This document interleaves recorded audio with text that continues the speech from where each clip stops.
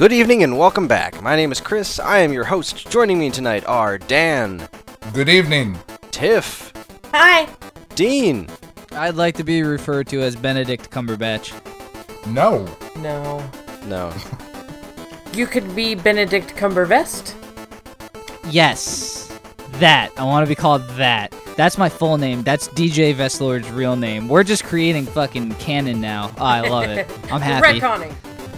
Oh, this is good. Okay, I'm Good happy. work, everyone. I don't even think we need a show tonight. We came up with my backstory just on the podcast. It's great. I like it. Speaking of the podcast, tonight's show is all about the games we played in May. We've got witches, we've got wolves, we've got shovels, and we've got pills. Just what in the heck am I talking about? Find out now. This is the Stone Age Gamer.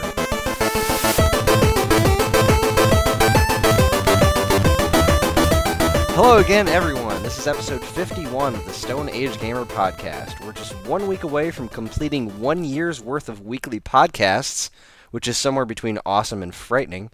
Anyway, we've got a full night planned, and we're going to jump right into things because I have to be up very early. In case you haven't been following us, I'm competing in the qualifying round of the Nintendo World Championships tomorrow, and that means lots of driving for me in the wee hours of the morning.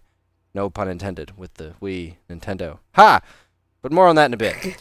We're talking about the games we played in the month of May, so let's start things off with Tiff. What did you spend time playing this month? I have been playing Telltale's Wolf Among Us, which is the game, in air quotes, based off of the Fables comic book.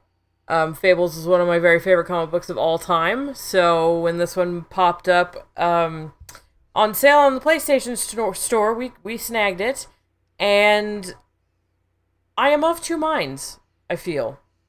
Is this game is it episodic? Yes. I've never played it, and I keep seeing ads for things. So yes, it is fully a Telltale game.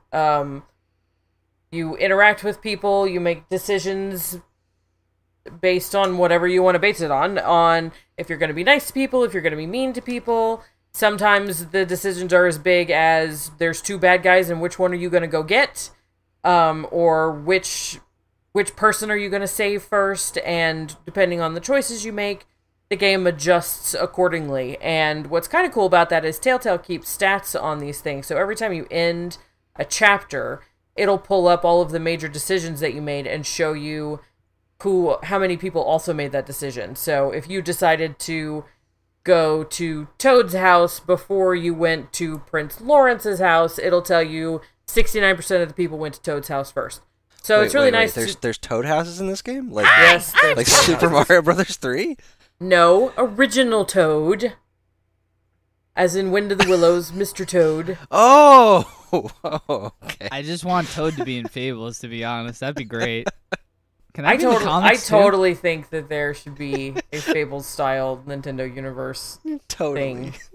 But that's... Oh, see what you did there. You know what? 51 weeks in, the jokes aren't getting any fucking better than that. Christ almighty. I'm glad we hit our peak right before the year's over. We're good. We're good. Okay, so you can get a P-Wing from the Toad houses. Go on. You, as the big bad wolf, can then fly through the levels. Infinitely. Anyway, so yes, it is episodic. There are QuickTime events.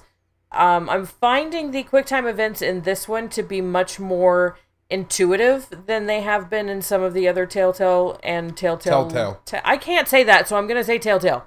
TT. Anyway, I'm finding them to be more intuitive and more fluid in some of the other games like this. It's much more...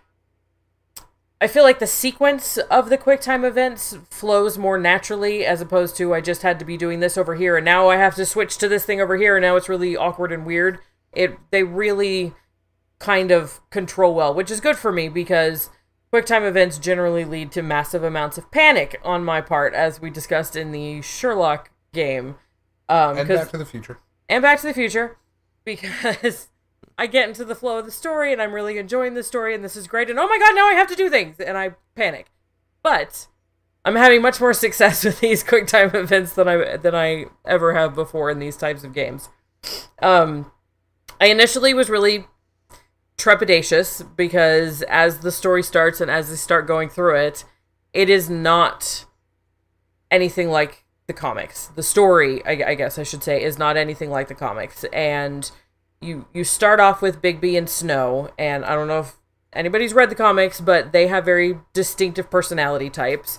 And I didn't feel that they had kept some of those personality types, so I was starting to get a little cranky about that initially. And then it occurred to me that this actually, it's not a retelling of the comic books, it's actually a prequel to the stories in the comic books. So that makes a lot more sense as to why the characters aren't quite what they are in the books, because certain events haven't happened to them yet, and they haven't really become those people yet. So this does actually legit tie into the comic books. Yes. It is, as Dean said, canon. Yes. Primarily what I'm speaking to, the most obvious thing is the relationship between Bigby and Snow is not at all the relationship between Bigby and Snow when the comic books open. But I'm assuming through the course of these episodes, we're going to find out why the relationship between Bigby and Snow is what it is when the comics start. So, once I kind of realized that, now I'm really loving it. It's a little jarring at first because the artwork is damn near identical to the books. It is a very stylized comic book artwork. It's so great. It's beautiful. It's stunning. If you take a still image of any part of it, it's gorgeous. But it is a little jarring at the beginning because it is so comic book. They also move very lifelike. Like, there was definitely some motion capture going on, and they have very human-like movements, which is strange coming from, like, the thick black lines and the high contrast coloring. May I interject something? Of course. Do any of you guys remember they did this about 10 years ago? I think Marvel and DC and Image all did it. But they were trying to push it, the motion comics. I was just going to say, I saw some of the Astonishing X-Men one, because Astonishing X-Men is amazing. It really, really is. And I think we were all like working at video game stores at the time when those were coming out. And they were terrible, right? Like, for the time, they were kind of a cool thing. But they really moved like papercraft characters, right. and they moved very like things were on hinges. It was very weird watching these motion comic things. Yeah, because they weren't quite animation. They were like right. They were somewhere between a comic book and a cartoon, and it was like, what's the point of this? Yeah, what Funimation. Sure. Wait, no, isn't Funimation the people that make Dragon Ball? Funimation, Toei Animation, Fuji TV, and Akira Toriyama. Please support the official release. Jeez, you're such a nerd. Okay. Anyway, I've been watching a lot of Dragon Ball Z Abridged, and they say that in the beginning of every single episode. That's funny. Well, thanks for just getting our back there legally, Chris. Hey, no doubt. Anyway, this game is very much the kind of natural extension of what that would be if they were to do it on purpose, as opposed to just animating images that were already there. Now, what the picture that's kind of coming into my mind, where I haven't seen this game in motion. I've only seen still images of it, but I'm imagining something that kind of looks almost like flashback, like rotoscoping almost. Is that kind of akin to what you're talking about, or no? And that's what's so bizarre about this, because it is a perfect reproduction of the comic book image, but they move as if they were human actors. They move as if it was a hyper-realistic CGI. So there is no jerking, there is no unnatural movement or like sliding of characters across a background or anything like that. It is very realistic, the animation. Well, that's kind of what I mean by the rotoscoping. Like, you've seen Flashback, right? Yeah, and like the stuff that MTV used to do, where they actually draw the cartoon over the video image. Is that what you're talking about? Yeah, kind of. I guess more in a video game sense, that it's like it looks like a video game character, like an old school video game character, but the animation is hyper realistic because it's literally real movement. This is closer to like a step above cell shading almost. It like, takes it a notch further. Yeah. I would absolutely agree with that. Very interesting.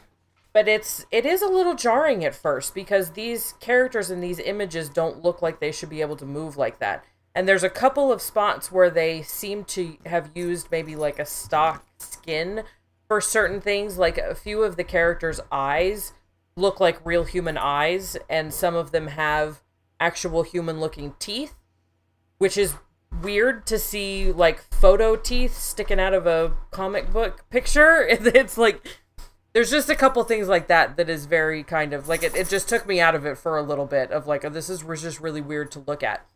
But once you get past that and kind of, just go along with it, I am really enjoying it. I am finding that in a lot of games like this, it can sometimes feel like, okay, you put a decision part here because we haven't had one in a while, but we're going to end up with the same outcome kind of regardless. We might just have different dialogue to get there.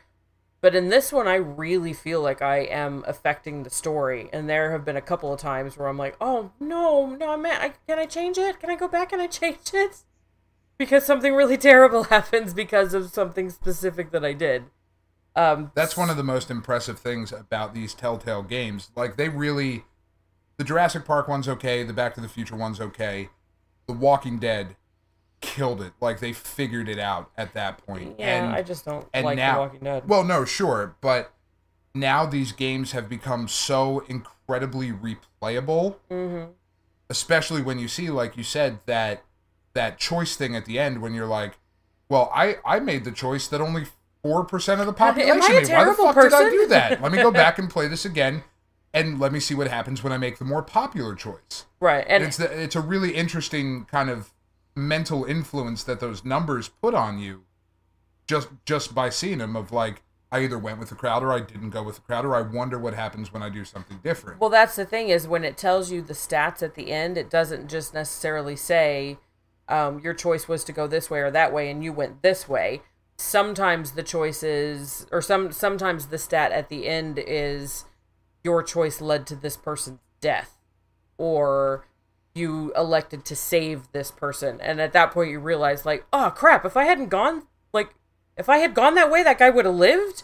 Because you just don't necessarily think right away that you actually have that much control of the plot, because the amount of writing and programming and all kinds of stuff to be able to follow every possible outcome is just kind of staggering.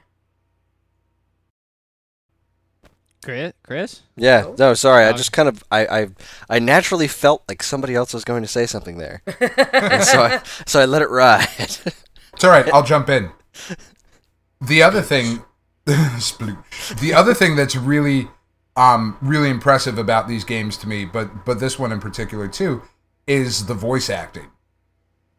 Like, they really, I think, nail these characters. Well, beats the piss out of Sam and Max and stuff like that. Well, I mean, it's definitely taken a forward step in the right direction if they're trying to get a little bit more fluid and realistic with that stuff. Do you disagree, Tiff? I do somewhat disagree. I think that the voice acting in it is fine. There's not really been any moment where I was like, ugh, this is terrible. But I would say it's fairly average. There's really nothing been in it that's really blown me away as far as that's concerned. I guess as long as it isn't terrible, it's not like detracting from the experience. No, not at all. No, it's perfectly adequate. Now, I disagree. I really like it, but okay. Did Telltale they did the episodic Monkey Island game too, right? Yes. Mm-hmm. I have not played through that one, and I own it on more than one platform. I haven't played through it, which is ridiculous.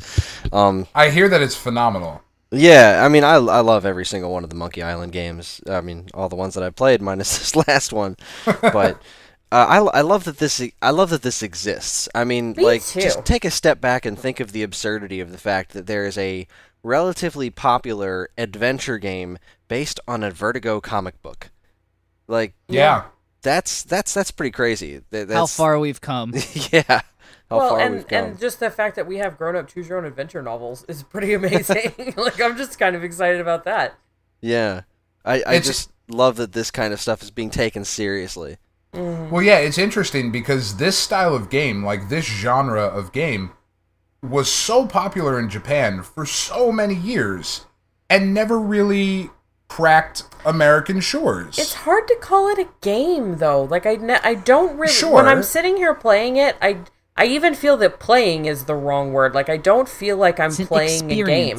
And, it's funny because there were actually several times while I was playing it that I put the controller down, because often while I'm watching TV, I will pick my phone up and, I'll watch TV and, like, I'll see a guy and I'll be like, hey, it's a guy that's in that thing. So I'll pick my phone up to look up that guy real quick and be like, yep, he was in that thing.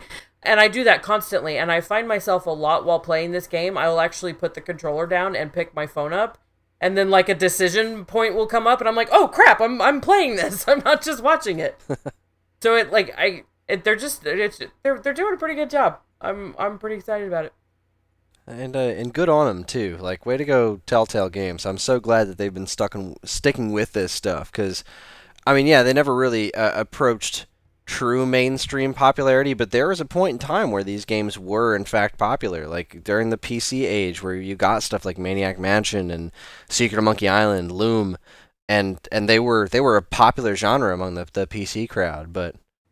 And I'm glad that this genre has kind of found another foothold in modern gaming, and it's just nice to see something that very distinctly retro come back into modern times, because sometimes things get lost, sometimes things get forgotten about. Like, I don't know, I was just thinking, I know it's a weird analog, but I was just thinking about baseball cards the other day and how I used to love baseball cards and like comic book cards, and you just don't. It's not there anymore. For some reason, the want to collect that kind of stuff just isn't in the collective consciousness anymore. And it can happen to things like genres of video games. Like, there was a time where I thought adventure games were absolutely dead, and now they're part of mainstream gaming again, and that's cool. I like. Yeah, these games are certainly fucking popular. Like, The Walking Dead is certainly their most popular, but the Game of Thrones game that Telltale is doing right now is selling phenomenally well. The Borderlands one that they did is apparently really great, but I've never played Borderlands, so... Yeah, me neither. It doesn't really... I have no interest in it, but it's apparently selling very, very well. And I say good on them. Yeah, no, it's awesome. I'm just excited about the property they picked, because Walking Dead is an obvious choice. Game of Thrones is an obvious choice. I mean, duh. Do you like money? Well, here you go. But Fables, I have long felt deserved a movie and a TV show and an everything everywhere, because I just love it. It's so unique and it's so well done, and it's just awesome. And so I'm super excited that out of everything they could have picked, that this is what they've gone with, and I'm excited that it's doing well enough that they seem to be continuing for the foreseeable future. I just really hope this leads to a Sandman. Damn, wow. You're hoping too big, man. You're hoping too big. Reach for the stars. God damn it. Or like a Why the Last Man, or a Preacher. Geez. Oh, I want a Preacher. Okay, all right. They're doing a Preacher thing already, so... Well, they're doing a TV show. Our Space is coming to TV. I'm so excited. Can't wait to see that. Oh, I'm just saying that all of these, like... I mean, I would even say that Fables is... Preacher and Sandman are fairly popular. They have a fairly large following. Well, so does Fables. Yeah, Fables is pretty massively successful. Large too. Yeah. You don't get to 140 issues without people buying them. You're right. Yeah, and don't they also have that spin-off as well? Fairest, yeah. And they had another one, Jack of Fables, ran for a while too. Yeah. But anyway, good on Bill Willingham. Yeah, way to go, Fables. Way to go with this game existing, The Wolf Among Us. Everybody should go check it out. So, all right, next up on our list is Dean. What was your game of May? I played this little indie game that people have been talking about for the past few days or so. It's called, what's it called? Witcher 3. Oh. Yeah, that one. I'm not going to say it because I don't know what that means. The really cool, like, grassroots 8-bit graphics and everything, and everyone was like, yeah, you got to try it, man. It's so indie and, like, I heard, off the radar. If you can get past the visuals, then it's a pretty cool experience. But you've really got to grit past the really just awful art direction, and I mean, it's supposed to be like Atari level graphics, if I'm not mistaken. Pretty much. It's close. It's a bunch of squares. Yeah, a bunch of squares. Written by monkeys, I heard. Terrible script. But there's like a heart and a soul to it. Yeah, the final boss is actually you gotta cut off Custer's penis. Wow. Why haven't I played this game yet? It's called the Crucial Circumcision. That's the storyline arc. Are you playing this on PC or console? I am playing it on PC, and it's really fucking pretty. And I don't have like the beefiest gaming PC. I'm actually using my heavy duty one to do all the recording and streaming.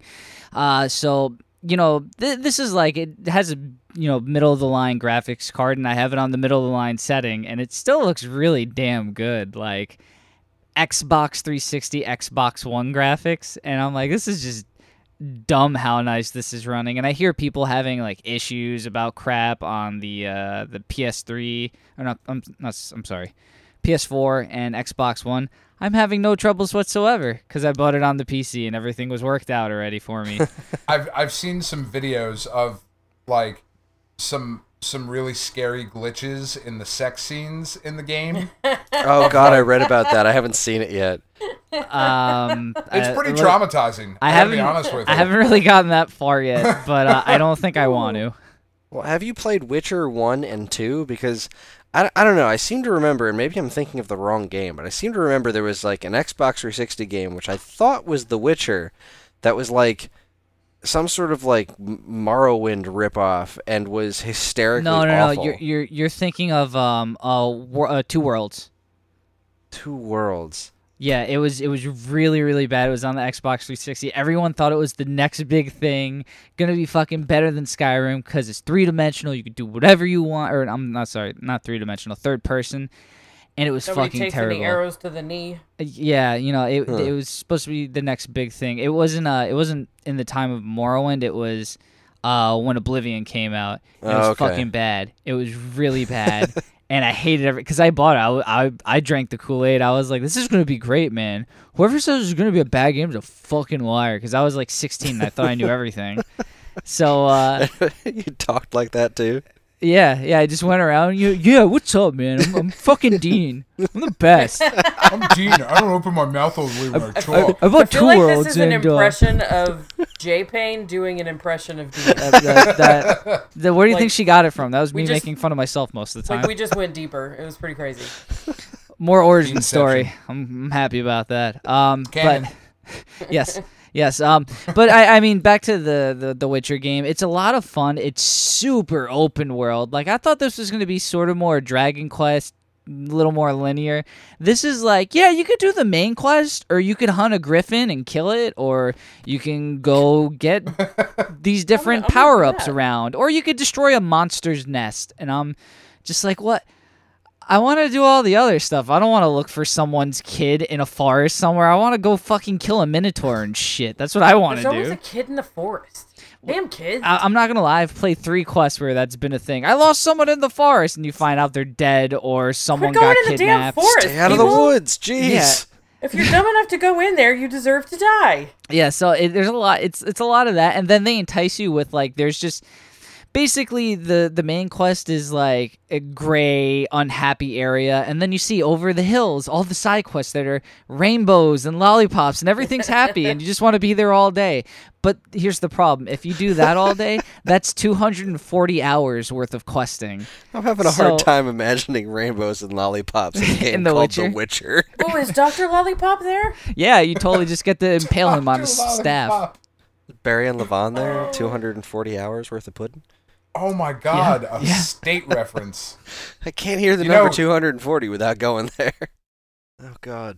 Well, anyway, sorry to interrupt you again, but sorry. Have you? I actually didn't answer the question earlier. Have you played the other 2 Witcher games? Are there only 2 Witcher games? Or are there spin-offs and stuff? I know nothing about this franchise. Actually, this game is based on the books, which came out in the early '90s that are like short stories, and I was like, I kind of want to see what this guy what else he did, because I played a little bit of the first one.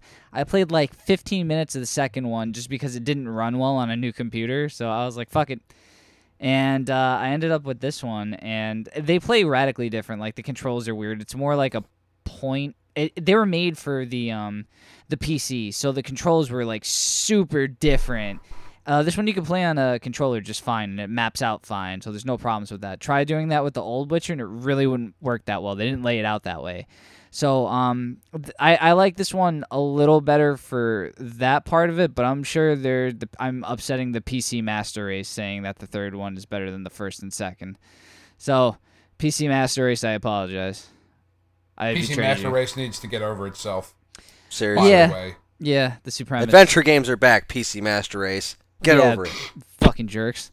Anyway, oh god, there's gonna be a helicopter over my house in like 10 minutes. But yeah. Hashtag suck all the dicks. I thought. Good. Damn. Yes. Look, that was an overreaction. No, it's not. Wow. But so I was the more I played, the more I just kind of got sucked into the side quests and stuff, and I feel like that's the way the game's designed.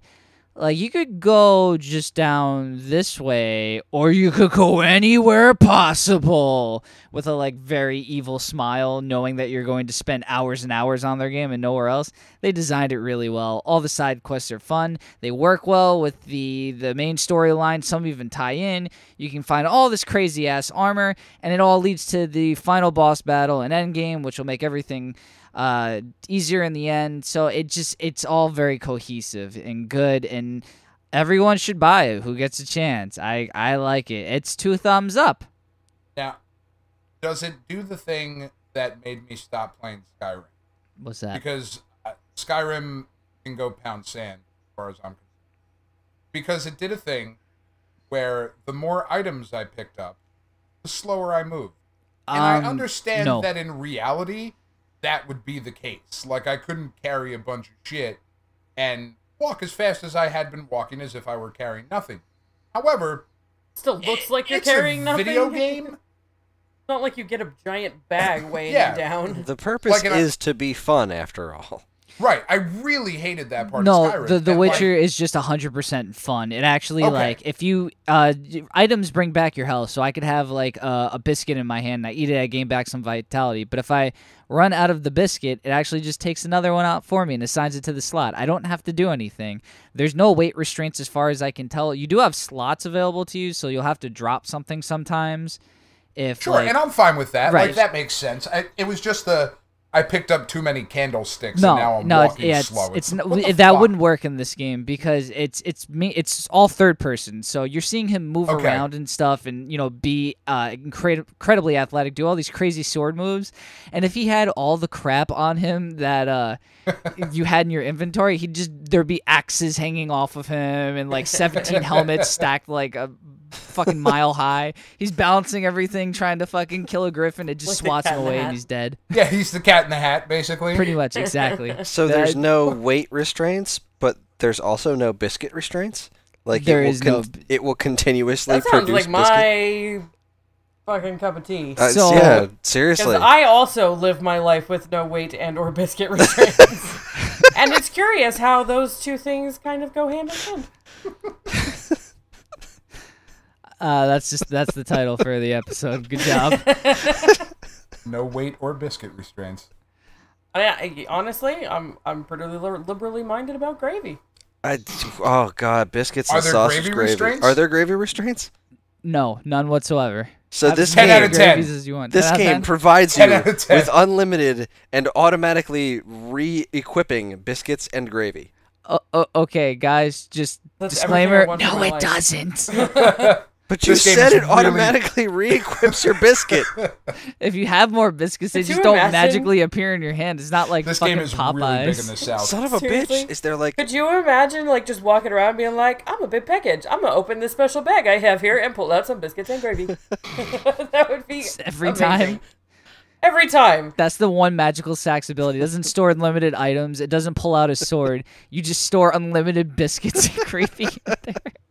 We're gonna have a huge fuck off party, but you guys all gotta come at me one at a time because it just brings out one plate at a time.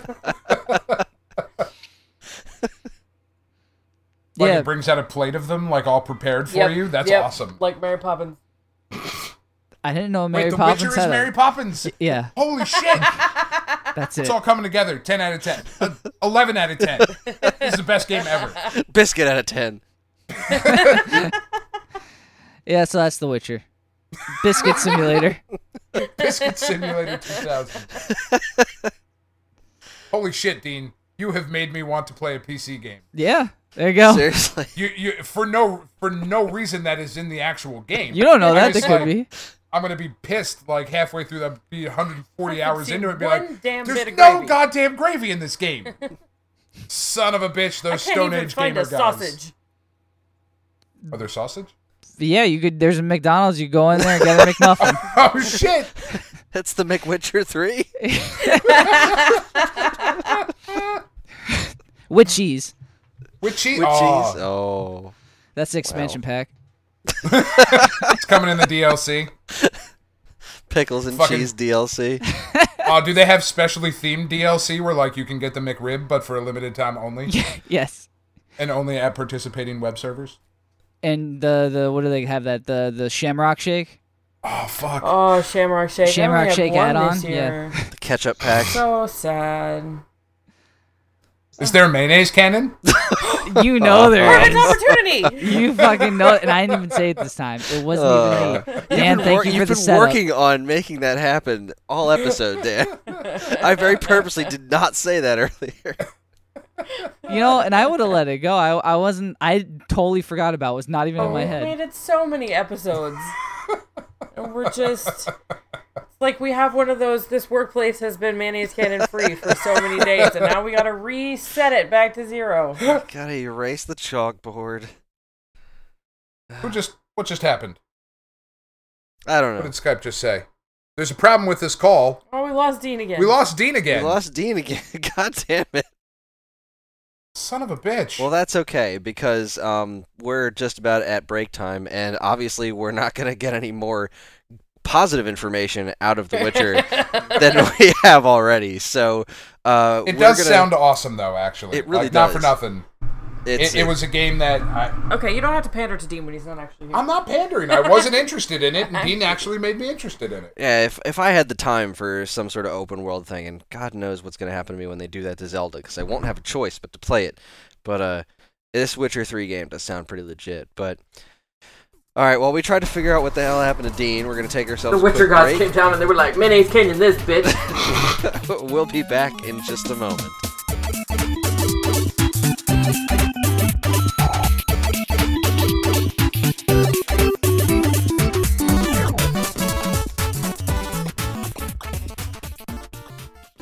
And now here's a look at some of the other original content available right now at geekade.com. Artist Avenue has returned. This time, our very own Evan Goldstein shines the spotlight on a young artist who loves the X-Men and has a great story to tell. Who doesn't love the X-Men? I think Marvel, actually. They don't love them too much anymore because they're owned by Fox. They like the Inhumans more. Either way, don't miss Artist Avenue, Episode 2, Idenafo. Did I say that right? You'll have to listen to the episode to know for sure, because I sure as hell don't. The Atari 2600 had one heck of a library, and there's a guy out there who is playing every stinking one of them just for us. His name is Ferg, and his Atari 2600 Game by Game podcast is something special. Read our latest Think Tank article, Going Game by Game, for more info on this cool show. Dean finally put the nail in the coffin of Kirby and the Rainbow Curse. Like, literally, he killed Kirby. It was fucked up. It was bloody. Nails? Yeah, it was terrible. Ouch. Yeah, I was there. It was gross. But what state has it left his mind in? And what happened to his animated friend? Don't miss the final chapter of Bit Bites, Kirby and the Rainbow Curse. And finally, the Paper Cuts crew has been going through some tough times. Crossover season is in full swing, has been beating everybody down relentlessly with book after book after book. And Dan has been taking the worst beating of all from DC's Convergence. Oh my god, it's so bad. With the bulk of the event behind him, can he make it across the finish line with his spirit intact? Find out in Paper Cuts, issue 36, Dan Virgins. You can catch all this great content, plus tons of other articles, videos, podcasts, and more exclusively at geekade.com. Hi everyone! With South Jersey Geek Fest and Atlantic City Boardwalk Con behind us, Geekade's summer tour is half over, but the biggest events are still to come. First, we're going to be at Too Many Games at the Greater Philadelphia Expo Center on June 26th, 27th, and 28th. We'll be at the StoneAgeGamer.com's booth, and we're even hosting a live panel at the event. Then, on July 25th and 26th at the William G. Mennen Sports Arena in Morristown, New Jersey, Geekade is taking over Garden State Comic Fest 2015. We'll be hosting another live panel, as well as walking the show floor and doing all sorts of fun things with everyone we meet. Don't read too much into that. So come out and meet us all live in person. We might even have some cool swag to give away. See you there.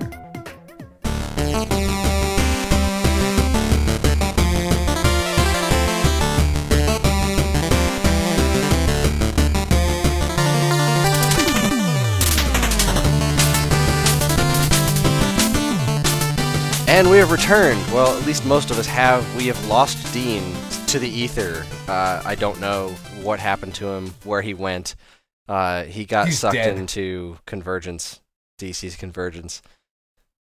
Or Worlds Unite. No, he got sucked into Worlds Unite. That means there's like a really shitty... Sega's continuity now. He's stuck living with Sonic Boom. Oh, God. He's Sonic's new love interest. So terrifying. But I am legitimately excited for Worlds Unite. I'm very excited for that. But that's Papercut's talk. So we're gonna get back to our games of May, and we're gonna move on to Dan. So Dan, what was your game of May? I have been playing a game that you have talked about before, briefly, and mentioned how much you loved it. What you forgot to mention, though, sir, was how difficult this game was. And maybe it's just me, but I have been playing Shovel Knight, and I have been rather surprised at how fucking hard this game is. It is deceptively complicated, because it looks like such a cute little simple retro pixelated, gonna be like Mario, and it's like there's deceptively complicated. This game is designed to invoke Zelda 2, Mega Man, and DuckTales. None of which are easy games. Yep. Nope. And it fucking nails that to a T. So, I really enjoy the game. I really do like it. What I have had a difficult time with this whole time is the swing mechanic on the shovel. The attack. Just like straight melee attack? Like path. Oh, yeah, range. I never used that. I always jump on people's heads. Yeah, it's really tough. Yeah, but I mean, really again, not great. I think it's I kind of feel like that's intentional, almost like how the ducking is useless, like hilariously useless, because it's a freaking shovel.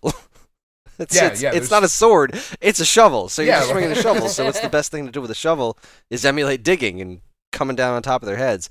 I don't know. I almost feel like that was intentional in some way, shape, or form. But oh my god, yeah, the melee attacks are they're really tough. Yeah, I feel like it's a frame and a half, or like half a frame too short. It really it puts a very strange range on it. But at the same time, projectiles that are fired at you, damn near every one. I don't know that I found one in the game yet, and I just got up to Propeller Knight, which I think is about 3/4 of the way through the game or so. Think so. Because I think there's Propeller Knight, and then another stage, and then the final castle, I think is what I have left. I don't know that I've found a projectile that has been thrown at me that I haven't been able to deflect with the shovel yet, which is kind of a really cool mechanic that you can knock almost every enemy's projectile attack back at them. And I've never even tried that. Oh, really? Yeah, like all the wizards that throw like the orbs and shit at you, you can knock all those back, and like it adds a certain layer of strategy to the attack patterns and whatnot. Oh, that is actually ringing a bell, but I don't think I did that discovered that until way later in the game, to be honest with you. I don't know. I think I did it by accident, like right at the beginning, and was like, "Oh, that's cool. I can do that now." Plus, there's flying cuttlefishy looking things. Yeah, there's a lot of really weird shit in this game. Like I really enjoy this game. There is a lot of really great stuff going on in this game, and Mega Man and Legend of Zelda 2 and DuckTales, those are so spot on as influences in this game. I mean, down to the fact that in the very first stage, there's like a griffin that pops up on the right-hand side of the screen and spits out fireballs in the same wave pattern that the cat spit them out in Mega Man 2 and the dog in Mega Man 3. Like, that is damn near exact, and there's a lot of the jumping mechanics are the position of the ladders throughout the stage very similar to Mega Man as well. And it's so weird because you think about those 3 games and go, nope, those 3 games don't go together at all, and yet they do. Somehow they managed to meld them all together. And they are simultaneously. This game is exactly like each 3 of those for completely different reasons. It's very weird. Yeah, it's a very interesting mix.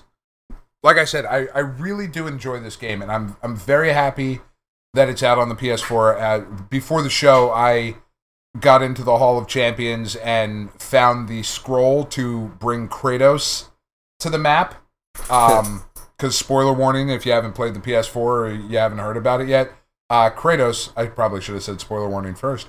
Kratos is a hidden boss in the game, and you can unlock him in the Hall of Champions, and then he pops up on the map just like these 4 other wandering knights pop up throughout the game.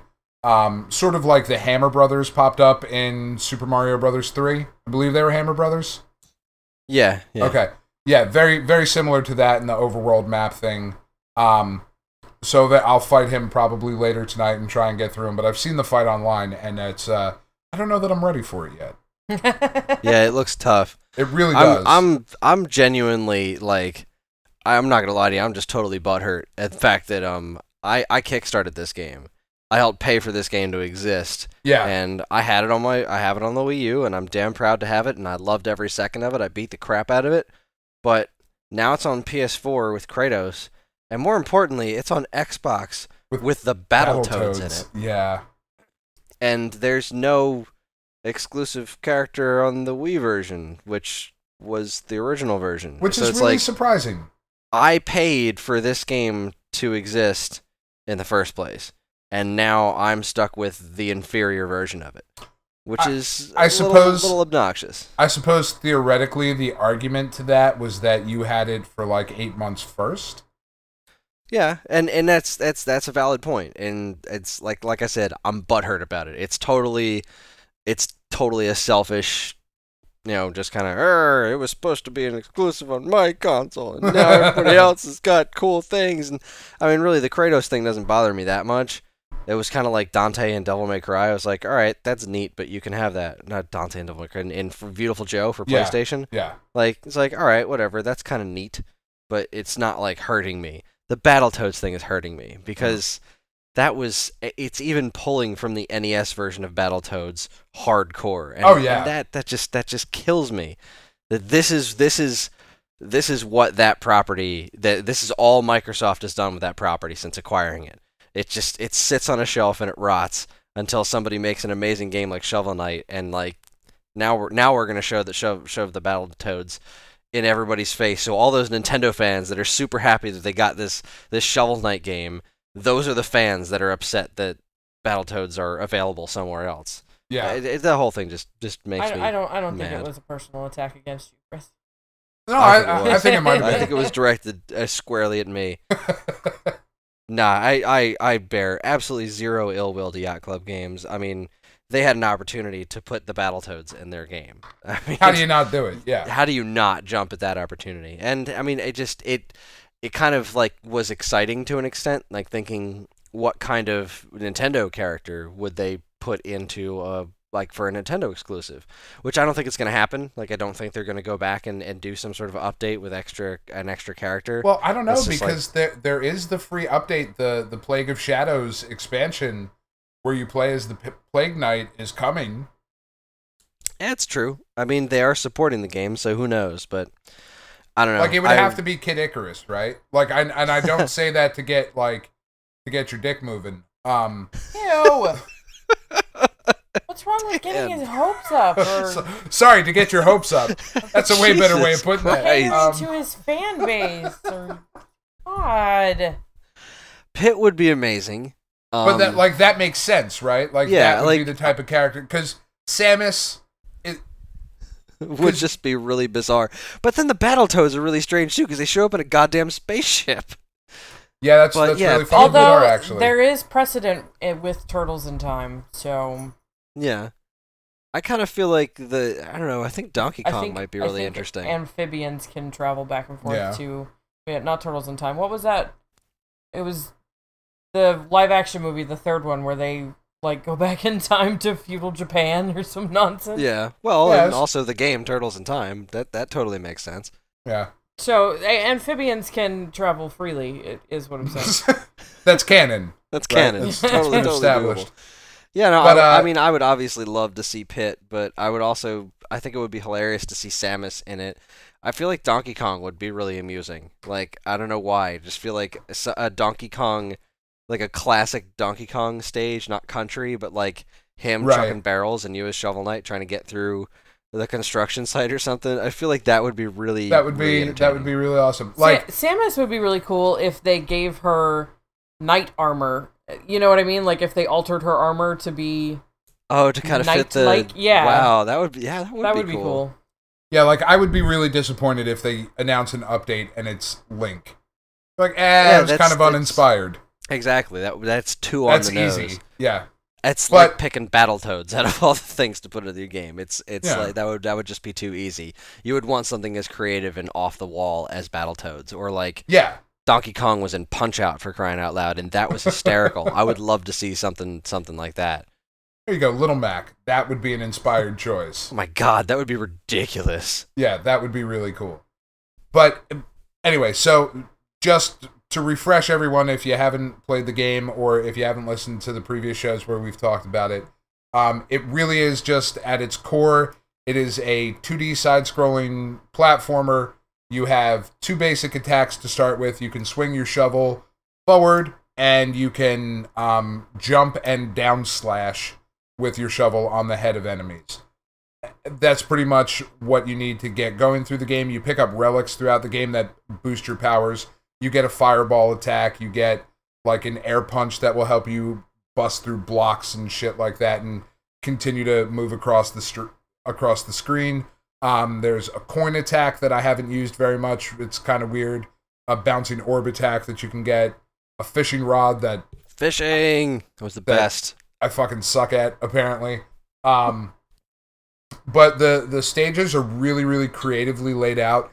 The secrets that are in there are a little too obvious. I feel like that's one of the knocks I have against this game, and I don't know that you can always you see the spots where you can hit the shovel to make the walls disappear. They might as well have put a big sign that said "fucking hit me." There's something behind this. But that's the trick, is that I'd say only about 75% of the secrets are that, because there's other walls that aren't marked that you can hit. And that's where it's like this great misdirection. You didn't even know about the secrets. Well, but that's the thing. I'm probably not even going to go look for them. You know what I mean? It's just too hard. Because it's too hard. I don't have time. No, yeah, they're usually placed in like really intelligently. Like you look at the wall and think there's probably something there, and then you take a swing. It's like finding the secrets in Symphony of the Night or something, where it's like they didn't necessarily mark all the walls, but it's like you could kind of tell. All right, something's wrong with this room, or something's wrong with this wall. This just feels out of place. It was very intelligently designed, and I thought all the secrets were going to be all those little marked blocks, and that was kind of a disappointment until I discovered that there's other ones that aren't marked. So it's kind of like if you're not looking for it, you're just going to assume this is just the way it is, and then you get to a point and it's like, actually it's not. It's a little more clever than I thought.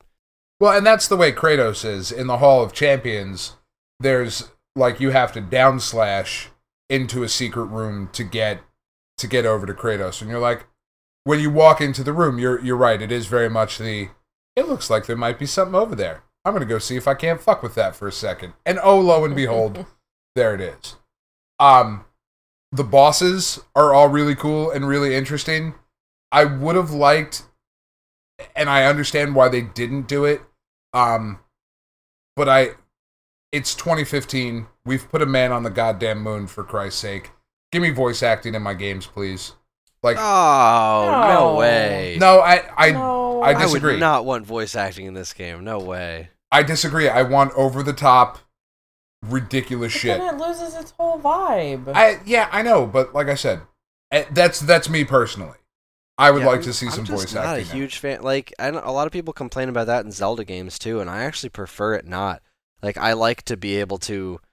I mean, like you were talking actually, Tiff, last week. You mentioned about the representation of things in games, and it's like it's showing you what you're supposed to be seeing.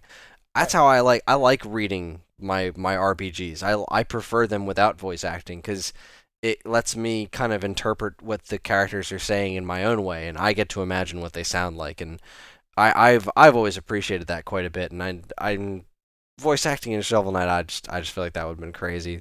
I don't know. Like, I do get that point, and I'm not saying like I would want voice acting for every single like weird character that walks by you in the villages and whatnot, because I don't want to know what a horse in a dress sounds like. I would, much prefer to make that voice up in my own head. But Shovel Knight makes like no sound throughout the thing, and I at least, I guess, in the absence of voice acting, I would have appreciated at least the Legend of Zelda. Give me a grunt or something. Like you said, he's so stoic. Such a stoic knight, which I suppose is the point. But I don't know. Like that again, that's a me thing, and that's fine. Other than that, this game it's really fucking good. It's just a really solid, like, it's super fun. If you're not somebody who likes 2D platformers, this isn't gonna win you over. Like this game, if that's not your thing, this game isn't for you. Just put that out there. It's very hard. It's very old school, which I love. I love that these things exist. I love the price is right. It was like $15. You just fucking give it a shot. Especially because they're giving free downloadable support. Like they're putting out a whole expansion for free, which is awesome. Couldn't agree more. Shovel Knight is absolutely fantastic. And quick shout out to Banjo Guy Ollie for doing a fucking amazing cover of what's the name of the song? Strike the Earth. Strike the Earth. Really excellent cover. The music in general is really great in this game. It is, yeah. They got some really great talent. I mean, I think they got some folks. I think the lady who did music for Mega Man 1 and 2 contributed a track or two to it. It's just really, really good stuff. You can tell that the people making this game really love and respect where video games have come from. There's an obvious passion in this project. And I respect that. Same here. All right, I'm going to finish out the night with my game of May, and to be perfectly honest, I've only been playing one game this month. And that is Ultimate NES Remix for 3DS, specifically the Championship mode. Now, I've already talked about NES Remix a ton on the show. It was my game of the year last year. I loved NES Remix 1 and 2, but this one in particular I'm playing because, as I mentioned in the show earlier, I am competing in the Nintendo World Championships. If you missed it, Nintendo is hosting the Nintendo World Championships. I say world in the same way that the World Series covers the world. It's really just America. But America has won every year. Every year. Very impressive in a world event. Way to go, USA.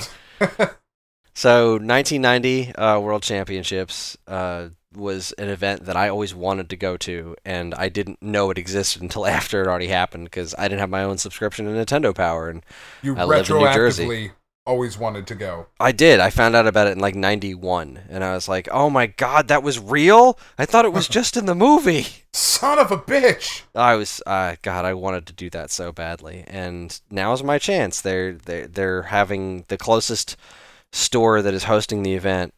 So just to put things, the rules in place here, 8 Best Buy locations across the country are having hosting a tournament where the highest score in championship mode of NES Ultimate NES Remix for 3DS wins, and those 8 winners will fly out to LA to compete on the Sunday right before E3 for the Nintendo World Championships 2015 finals against 8 other people that Nintendo will be choosing for under whatever criteria. We don't know what the prizes are, and we don't know what the actual competition is. So does it matter? Fun. Not for me. I mean, honestly, even if it was just a handshake from Reggie, wouldn't that be enough? Handshake and a high five, I'll take it. Yeah. I mean, and a trip to LA, that's kind of awesome too. Though they do pay for the trip. For the winners, they're covering expenses for getting out there, a hotel stay, and all that jazz, which is really it's cool. Nice. But then you have to be in LA. Yeah, it's true. And sorry to anybody who lives in LA and who listens to the show, or grew up in LA, and grew up in LA. Stars on this show. Your city sucks. What do you mean? Do any of us really star in this show? I am the star. I disagree. I am the star. I'm from LA. I'm the star. See, anyway. That's why your city sucks. Because people like that say shit from there. So in the original Nintendo World Championships, the way it worked was there was a cart that they made just for the event, which had Super Mario Brothers, where I think you collected 50 coins in Super Mario Brothers, and then once you collected that 50th coin, the game stops, and you would move on to Rad Racer, and you have to complete the first stage in Rad Racer, and once you did that, the game then stops, and then you finish out your time in Tetris and get as high a score as you can. The game ran for 6 minutes and 21 seconds, and once it was over, you have a high score, and that's that. And each game gives you a different multiplier for your points. Ultimate NES Remix for 3DS, the reason they chose this game was because there's a championship mode in there that emulates the original NES World Championships, which is really cool and really dumb at the same time. What makes it really cool is that, it's like the Nintendo World Championships cart. It's kind of like harkening back to the original event. That's really neat. What makes it really dumb is that the games are Super Mario Brothers, Super Mario Brothers 3, and Dr. Mario. And Dr. Mario... Alright, so if you're trying to play Dr. Mario competitively against, 1 against 1, it's about, 70% skill and maybe 30% luck. If you're trying to play the game and beat stages and kill viruses as fast as you can, it's about 85 to 90% skill and the rest of it luck. Yeah, it's like trying to play competitive Candy Crush. Yeah. If you're trying to play this game for points, like you're doing in this tournament, it's 50% luck, 50% skill. Like, there is so much luck involved in whether or not you win, it is absurd. So the first thing is getting the 50 coins in Super Mario Brothers, and whatever score you get gets multiplied by 2. So you'd think that would be worth something, but no. You want to get through that as fast as humanly possible. Let me back up just a little bit. If you've been following us on Facebook and Twitter and whatever, you've seen me taking silly pictures of myself, quote-unquote, training for the event. Which, might I add, you've been wearing the same shirt for 10 days. I'm not gonna, it's true. Also, in the picture of me doing push-ups on the Wii Fit balance board, the TV's not on, so... Yay! It's a good time. It's a good shirt. It's comfortable. I don't need to wash it. I feel bad for Karen. It's a complicated training regime, okay? It is. Whatever. It's very complex. It's like your playoff beard. I get it. I have been doing actual training. I've been playing this game every single day since they announced it. I went over to a store to Level Up Entertainment in the Hamilton Mall, great game store. I picked up a copy of Ultimate NES Remix for 3DS, and I have been playing Championship Mode several times every single day, trying to hone my skills on it and trying to figure out how I can win. And the strategies I've come up with are, getting through Mario 1 and Mario 3 as fast as possible. Because while Super Mario 1, they multiply your score by 2, which is neat. But Super Mario 3, they only multiply by 1. Dr. Mario, they multiply your score by 100. That's where all your score is going to come in. So you need as much time as humanly possible playing Dr. Mario. The best I've gotten, again, the game runs for 6 minutes and 21 seconds. Or 6 minutes and 12 seconds. Now I'm drawing a blank on that one. But either way, I can get to Dr. Mario with 5 minutes on the clock. 4 minutes and 58 seconds about. Which seems to be the fastest time that I can come up with. And the problem is that the game can screw you. Like, what you need to do is create, 5 and 6 tier combos. You need to be able to, place things and think enough moves ahead so that when you actually do destroy one virus, it kills one after one after one after one. And you need to get into the 5 and 6 range. Otherwise, your points are never going to be what they need to be in order to win this tournament. I'm averaging about 2 million points per game, and the number one scores on the leaderboards is 11 million. Wow. You're not even close. I'm not even close. I love you, but Jesus, dude. I've gotten up to 4 million in a game, and what I've learned, and I've actually there was an interview with one of the people that holds one of those high scores, is exactly what I suspected. Is it's all dumb luck. Like, it all depends on how the viruses are laid out when you start your game, because you can play this game 100 times and get 100 different layouts and 100 different pill sets every single time that you play.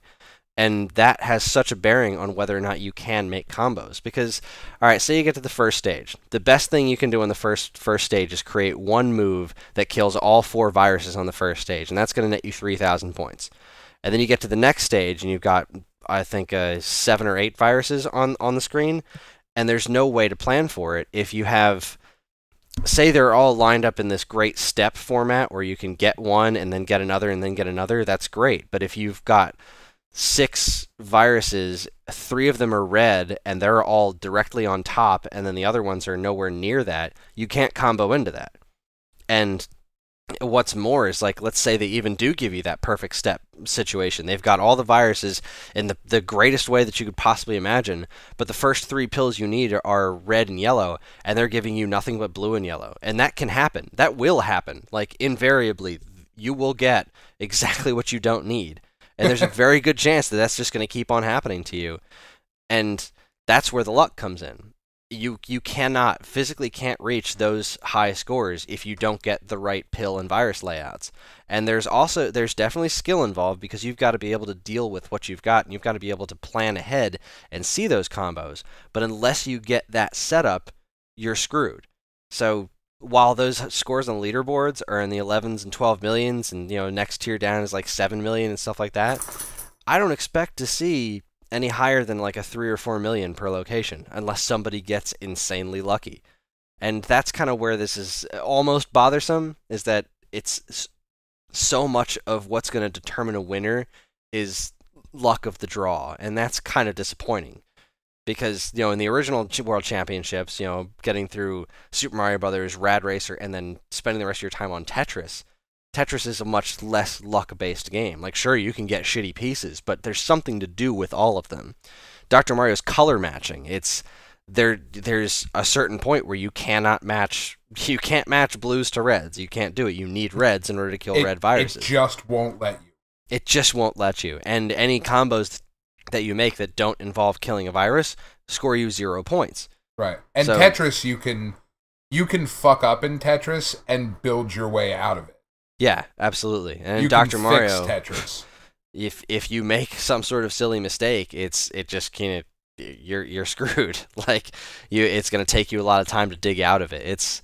It's not the most skill-based game, and to have the whole qualifying round based on that is just kind of annoying. But I'm still going to do it because it's the Nintendo World Championships, and I get to do that. I live in a world where I get to say that I've competed in the Nintendo World Championships, even if it involves me driving to Queens, and I'm 2.5 hours away. And it's now midnight, and I am still recording this show. But that's all I've played this month. I had another game I really wanted to... I picked it up actually more than a month ago, and I was going to play it for this month, and then they announced this World Championships, and I've played nothing but that. I mean, I've been playing Dr. Mario with Karen, like, competitively from time to time. Karen, my wife. I don't know if listeners know that, but and that's pretty just much some girl named Karen. Yeah, just some girl named Karen. I know. Found her on the street. Like, hey, come play Dr. Mario with me. This is important. I need the practice. She's like, but sir, I just want a sandwich. Sir, I'm addicted to heroin. Please help. I will buy you heroin if you play Dr. Mario with me. Do you like pills? I've got this game about pills. See, it's all coming together. Chris, really I got to be honest with you. I am really excited that you're participating in this. I'm calling your +1. I know you love your wife and I love mine, but I'm going with you. Well, because if you take the wife, now you got to take the kid, and that's right. The whole situation. And Chris, I'm putting it out there, recorded for everyone to hear. I promise you'll have more fun with me than Karen. Yeah, I'm not going to read too much into that. She's great. She's great. I love her. You know I do. But it would be a lot of fun. I hope you win. I really do. I hope I win too. I'm genuinely jazzed about this event. It's going to be absolutely ridiculous. I mean, when you think about it, I'm driving 2.5 hours to play a game for 6 minutes and 21 seconds. With thousands of other people. Of you, sir. Well, in Queens. They're limiting it to 750 people per location, and I'm just like, I have no idea what to expect. Like, I could get there at 7 o'clock in the morning, and there will have already been a line of 700 people that camped there overnight, because this is New York. Like, this kind of stuff happens at the Nintendo World Store all the time, but this isn't the Nintendo World Store. This is a Best Buy in Queens. So or I have you could no get there at idea. 7 o'clock in the morning and be one of 5 people there. And if that's the case, I hope I'm the best player there. Yeah, no, I really... good luck, man. It's really cool. When does it start? The tournament starts, I think, at 10. The Best Buy opens at 9. I'm hoping to get there around 7:30 or 8.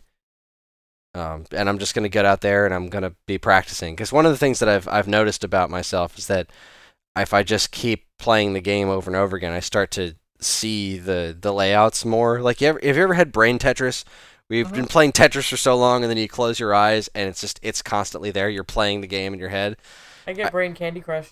Yeah, I close my eyes and sprinkle balls happen all over the place. It happens to me when we're moving. I look at things and I go, all right, Tetris. How am I going to get this shit in a truck? So no? Just me? Okay. Yeah. Whatever, fuck both of you. Now I hope you lose. I probably will. Chances are I'm going to go out there and embarrass myself because, like, this happened to me at a Punch-Out tournament. I'm ludicrously good at Punch-Out. I don't claim to be overly good at a lot of things, but I am very, very good at Punch-Out. I have seen you beat that game without looking at the screen, sir. That's pretty damn. You've seen me beat a couple of characters without looking. I can do that just based on audio. I love Punch-Out. When the new Punch-Out game came out for Wii, they had a tournament on that new game at the Nintendo World Store. And I went out there, and I choked. I'm looking at everybody else there, and I'm like, this is my first time playing Punch-Out Wii, but, like, I know enough about the mechanics of Punch-Out that I can piece this stuff together. And fortunately, Punch-Out Wii had a lot in common with NES Punch-Out. So I get to Glass Joe, I demolish him in a couple of seconds. Nobody else in the room has even come close to knocking him out, and I've already knocked him out. Then I get to Von Kaiser, the same trick with getting the star punches on him when he's stunned and he gets knocked right down in one hit. Same trick worked in the Wii version. So I'm now ahead of everybody else in the room, bar none. Like, I am demolishing everybody in the room. And then I get to this new kid, the new character, Disco Kid. And when I play NES Punch-Out, I always dodge left. Because ducking is damn near useless in that game. So I always dodge left. Dodge left works on everything. Dodge left doesn't work on Disco Kid, and I'm trying to figure out why the whole time I'm playing, and then a Nintendo employee walks by after I've been knocked down twice by Disco Kid. Like, I'm losing my shit. Everybody is now caught up to me, and I'm like, what? I don't understand why this doesn't work. And the guy's like, oh, you can duck.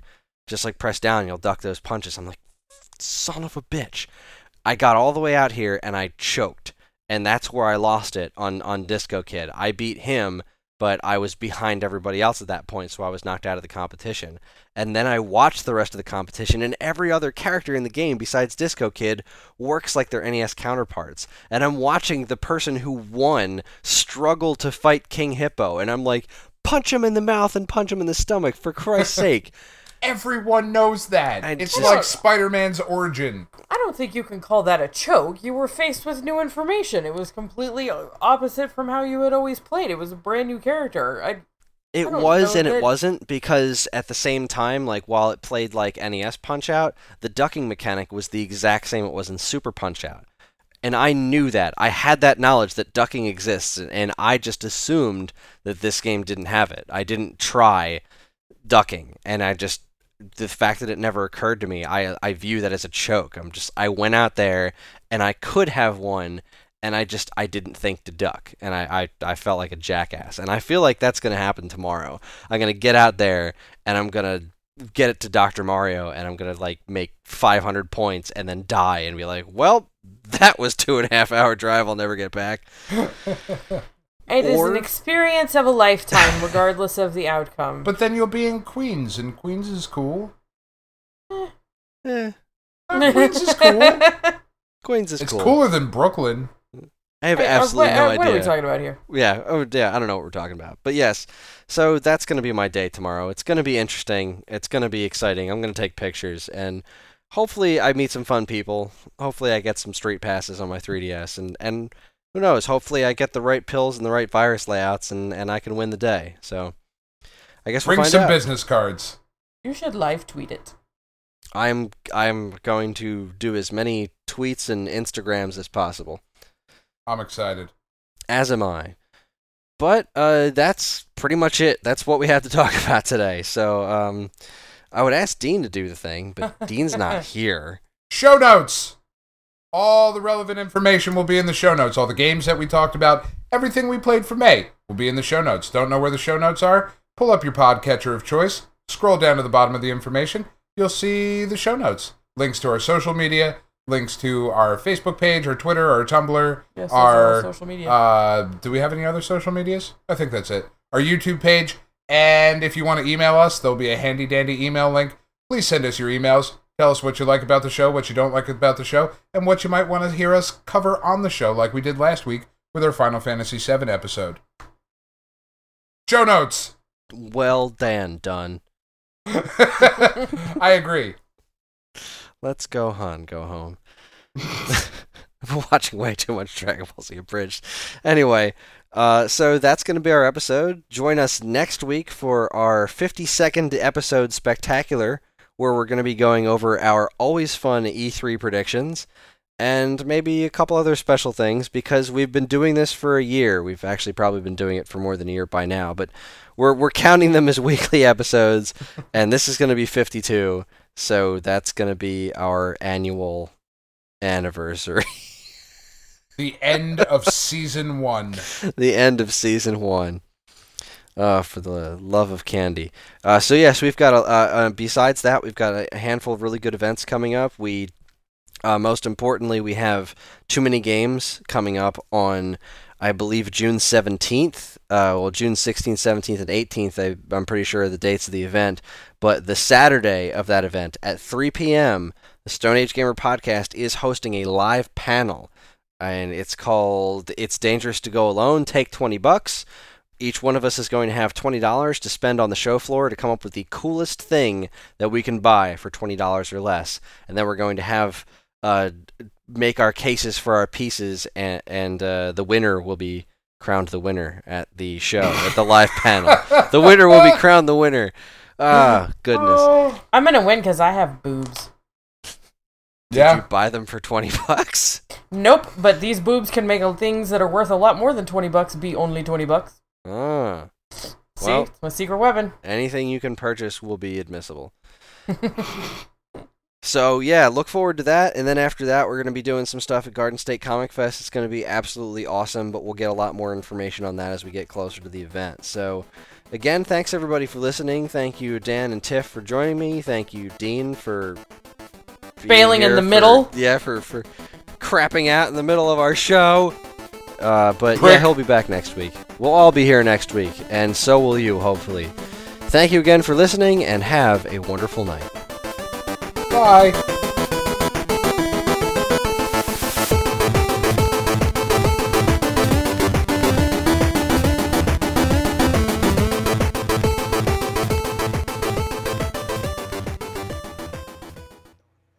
You know, Chris, what I'd really like is the mail.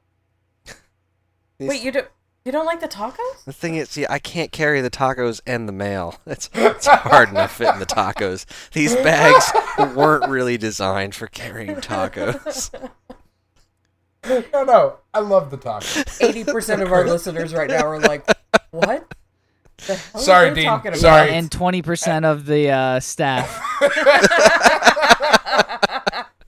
Everyone, pause the podcast. There's Go out four and of watch us. the state I cut myself in half just listening to that. I just didn't understand. How are you only 20%? I thought there was an extra one of us. I thought JP was on tonight. Oh, God. Well. Anyway. J-Ping counts for more than 5% when she's here. In like total mass, you're probably like 20%. Yeah. You need to hit the gym, bro. Bro, I'm jacked. Fucking jacked. Anyone want to doubt that? Come at me, bro. Come at me.